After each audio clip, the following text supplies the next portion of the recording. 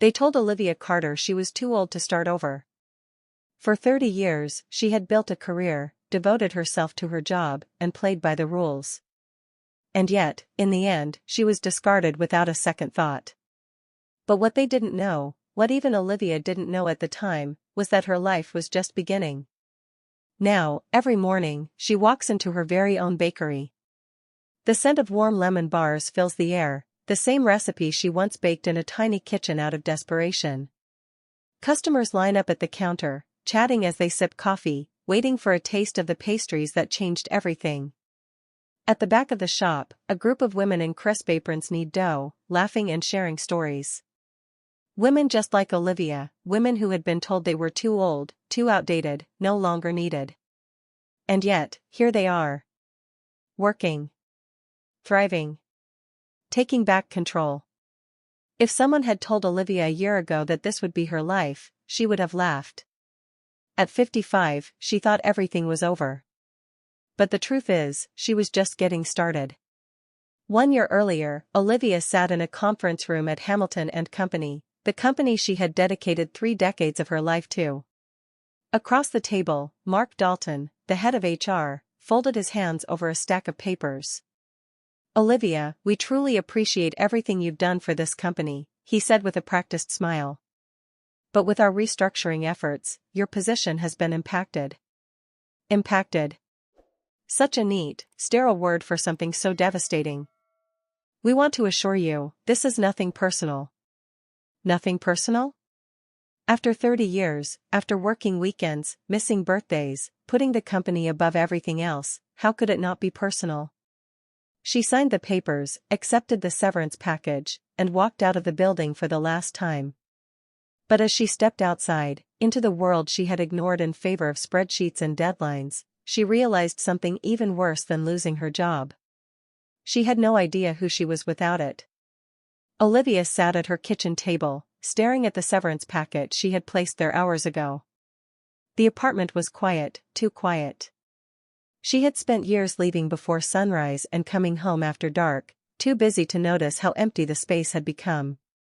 But now, in the silence, it was impossible to ignore. Her laptop was still open, the screen glowing with job listings. She had already sent out dozens of applications. 70, to be exact. 70 rejections.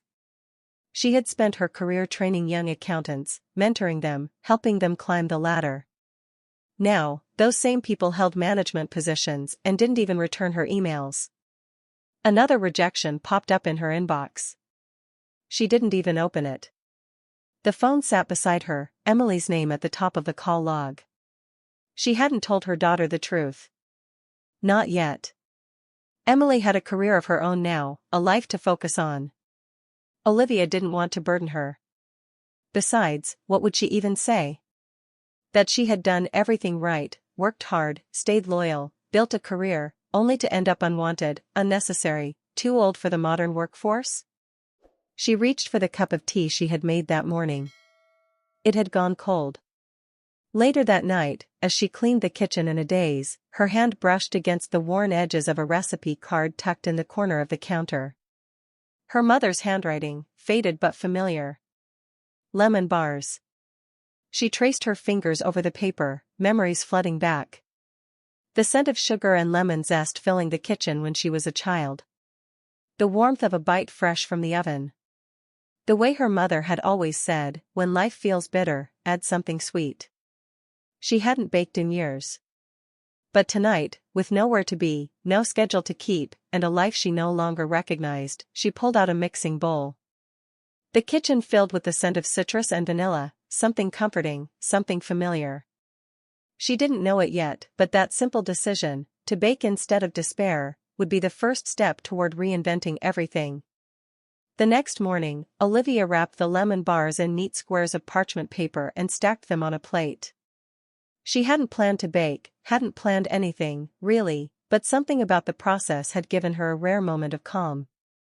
A knock at the door startled her. It was Beth, her next-door neighbor, holding a coffee in one hand, the other reaching for a lemon bar before Olivia could protest. "Oh my God," Beth said after the first bite. "Olivia, these are amazing." A weak smile. They're just an old family recipe. No, I mean it. You could sell these. Olivia let out a short laugh, shaking her head. Beth, I was a financial strategist, not a baker. So? Beth grabbed another piece. I just posted about these in my neighborhood Facebook group. People are already asking where they can order. Olivia blinked. Wait, what? Beth turned her phone screen toward her. A simple post, best lemon bars I've ever had. My neighbor Olivia makes them. She's taking orders, DM me. The comments were already flooded with messages. How much? Can I order a dozen? Do you do gluten-free? OMG, I need these. Beth grinned. See? People love them. A response came in before Olivia could even process it. Hi. I'd love 2 dozen. Can I pick them up tomorrow? Beth nudged her. Well? What are you waiting for? Olivia hesitated.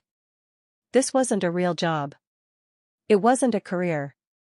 It wasn't a title with benefits and a 401k. But it was something. Her fingers hovered over the keyboard before finally typing. Yes. 2 dozen lemon bars, ready for pickup tomorrow. The message sent. A sale. A small one, but something inside her shifted. By the end of the day, she had 5 more orders. The next morning, she woke up early, tied her hair back, and measured out flour, sugar, and butter with the same precision she once used for financial statements. She dusted off her mother's old baking trays and worked carefully, methodically. By noon, her apartment smelled like a bakery. By evening, customers knocked on her door, handing her crisp bills and walking away with warm lemon bars. One of them, a woman in her 60s, smiled as she took a bite right there on the doorstep. These remind me of my mother's baking, she said. I haven't tasted anything like this in years. Olivia felt something unexpected rise in her chest. It wasn't just about making ends meet anymore. Maybe, just maybe, she was creating something that mattered. Orders kept coming in. More than Olivia had expected. She started waking up at dawn, pulling trays from the oven before most of the city had even stirred. The routine felt familiar, measuring ingredients, following precise steps, balancing costs, except this time, she wasn't working for a company. She was working for herself. One afternoon, as she wrapped another batch, Beth called, her voice breathless with excitement. Olivia. You're on TikTok. Olivia frowned. What? Beth sent a link. A video popped up, grainy at first, then clear, a food influencer biting into one of Olivia's lemon bars. I don't know who Olivia Carter is, the young woman said, holding up the half-eaten pastry, but these? These are life-changing. Like, perfect balance of tart and sweet. I'd buy these by the dozen. The comments section was already exploding. Where do we buy them? Does she ship? Someone find her website. Olivia's phone started buzzing non-stop, notifications, messages, emails. Orders flooded in, not just from her neighborhood, but from all over the state. Excitement turned to panic. She wasn't ready for this. She was one woman baking out of a tiny kitchen. The next few days were chaos. She barely slept, working 18-hour days, mixing, baking, packaging, delivering. The oven ran constantly, her small kitchen overflowing with bags of flour and stacks of parchment paper. One night, exhausted and covered in powdered sugar, she stood in the middle of her kitchen and realized this wasn't sustainable. She needed help. But not just any help. She thought of the job rejections, the way younger hiring managers had glanced over her resume, dismissing her without a second thought. She knew exactly who she needed to hire. The next morning, she made some calls. By the end of the week, her team was in place. Margaret, a former schoolteacher forced into early retirement. Linda, a retail worker replaced by self-checkout machines. Angela, a single mother fired after missing too many shifts to care for her child. Women who had been told they were too old, too slow, no longer needed. Now, standing in Olivia's kitchen, they were bakers, creators, businesswomen. They rolled dough, whisked eggs, packaged boxes with practiced hands, not because they had to, but because someone had finally given them a chance. The business kept growing. Within months, Olivia rented a commercial kitchen, leaving behind the cramped apartment oven that had once seemed like her only option. But even as success found her, self-doubt lingered. She had spent her entire life in corporate finance. She wasn't a baker. She wasn't an entrepreneur. She wasn't supposed to be here. And then, one morning, she opened her email to find something unexpected. A message from Brightmart, a major grocery chain. They wanted to stock her lemon bars in 200 locations. It was an opportunity of a lifetime. But it came with a price. She would need a massive upfront investment, more than she had. A bigger kitchen. Industrial-grade packaging. A full distribution team. For the first time since she started this journey, Olivia hesitated. She had made it this far. But was she really ready for the next step? The email from Brightmart sat open on Olivia's laptop. She had read it 3 times, each time expecting the words to change. It was everything she had worked for. A major grocery chain. 200 stores. Nationwide exposure. And yet, her stomach tightened. The investment was huge, way beyond what she had in her business account. She would need to scale up production, hire more employees, upgrade equipment, secure permits. It wasn't just about baking anymore. This was a real business now. A serious one. For the first time in months, fear crept back in. She wasn't a CEO. She wasn't an entrepreneur. She was a woman who had stumbled into baking because she had no other choice. What if she failed? That evening, she sat alone in the commercial kitchen, the hum of industrial mixers echoing around her. The women she had hired had gone home for the night. It was just her and the glow of the Brightmart email, still unread but impossible to ignore. Her phone buzzed. Another email. This time, the sender's name made her pause. Mark Dalton. Hamilton and Company. Her old employer. Her heart pounded as she opened the message. Olivia. We hope you're doing well. We've been following your success and are truly impressed by what you've built. Given your expertise in finance and business strategy, we'd love to discuss a consulting opportunity with you. Hamilton and Company is looking to improve our corporate culture, and we believe your insights would be invaluable in reshaping our diversity and retention strategies. Let us know if you'd be open to a conversation. Best. Mark Dalton. Senior Director, Hamilton and Company. Olivia stared at the screen. A year ago, she would have jumped at this offer. A steady paycheck. A return to corporate life. Stability. But now, it felt hollow. She could imagine it, sitting in a windowless conference room, wearing a blazer she no longer owned, nodding along as executives discussed retention strategies, the same executives who had discarded her without hesitation. She wasn't the same woman they had laid off. She wasn't desperate for a seat at their table. Because now, she had built her own. Her fingers hovered over the keyboard, and then she typed.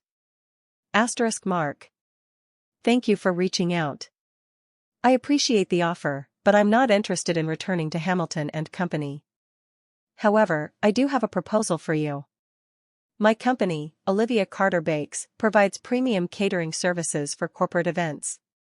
If Hamilton and Company is looking to improve employee morale, I'd be happy to offer a catering package for your next executive meeting. Let me know if you'd like to discuss. Best. Olivia Carter. Founder and CEO, Olivia Carter Bakes *. She hit send. For the first time in her life, she was the one in control. 2 weeks later, Olivia walked back into Hamilton and Company. But this time, she wasn't there for a job interview. She wasn't there to negotiate a severance package. She was there as a vendor. The same executives who had once overlooked her now sat around a boardroom table, eating her lemon bars. She watched as Mark took a bite, nodding in approval. "These are excellent," he said, glancing up. "You know, Olivia, I always knew you'd land on your feet." She smiled, but she didn't need his approval anymore. She had already won. The soft hum of conversation filled the air as customers lined up outside the new storefront. The sign above the entrance gleamed in warm golden letters. Olivia Carter Bakes, handcrafted with heart. She took a deep breath, inhaling the familiar scent of lemon, sugar, and vanilla, the same scent that had once filled her tiny kitchen in the darkest days of her life.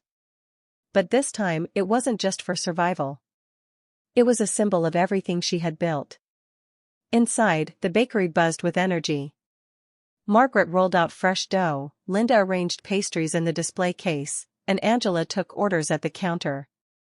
Women who, like her, had been cast aside by the workforce, now standing tall, working with purpose. And then, Olivia spotted her. Emily stood near the back of the shop, watching. For months, her daughter had questioned her choices, worried that selling baked goods was a step backward. She had seen it as a last resort, a sign that Olivia was giving up on real opportunities. But today, Emily looked at her mother differently. Not with pity. Not with concern. With admiration. She stepped forward, wrapping her arms around Olivia. "I was wrong, Mom," she whispered. "I thought losing your job meant losing everything. But you built something better." A lump formed in Olivia's throat. For so long, she had measured success in corporate titles, salaries, and promotions. She had spent decades believing that her worth was tied to a company's approval. But standing there, surrounded by her team, her customers, and her daughter's pride, she finally understood. Success wasn't about a title. It was about creating something that mattered. She turned to the crowd outside, scissors in hand. With a steady breath, she cut the red ribbon. A cheer erupted.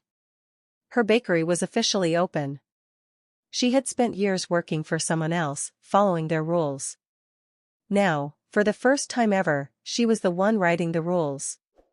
And as she stepped inside, ready to greet her first customers, she smiled. "They told me I was too old to start over. Turns out, they were just too blind to see my worth." Olivia's story is more than just a tale of resilience. It is a reflection of the reality that so many women face today. How often do we hear that after a certain age, opportunities start to shrink? That if you lose your job in your 50s, it is too late to start over? But Olivia proved that age is not a limitation. It is experience, wisdom, and strength. She did not just rebuild her life. She created something that empowered others. And in the process, she discovered that success is not about titles or corporate validation.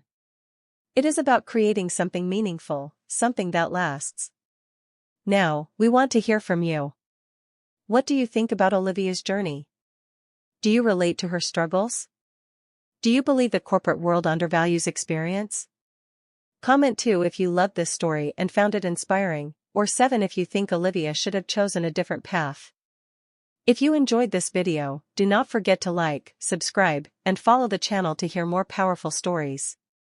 Subscribe to True Tales and join our community of real and relatable narratives. The storyteller, Natalie, will bring you new inspiring stories every day. We will be reading your comments and cannot wait to hear your thoughts. Let's start the conversation.